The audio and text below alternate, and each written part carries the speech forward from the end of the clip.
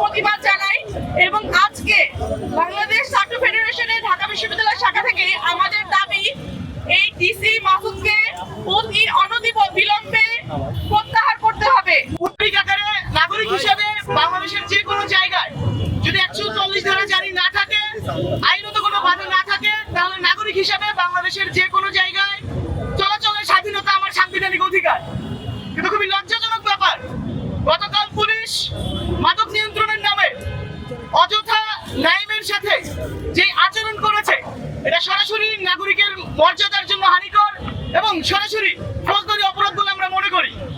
তার যদি কোনো ধরনের পুলিশের যদি মাদক অভিযান করার হয় এইভাবে, তারা চেক করবে, যদি কারোর কাছে মাদকদ্রব্য পাওয়া যায় আইনত তার বিরুদ্ধে ব্যবস্থা নিবে।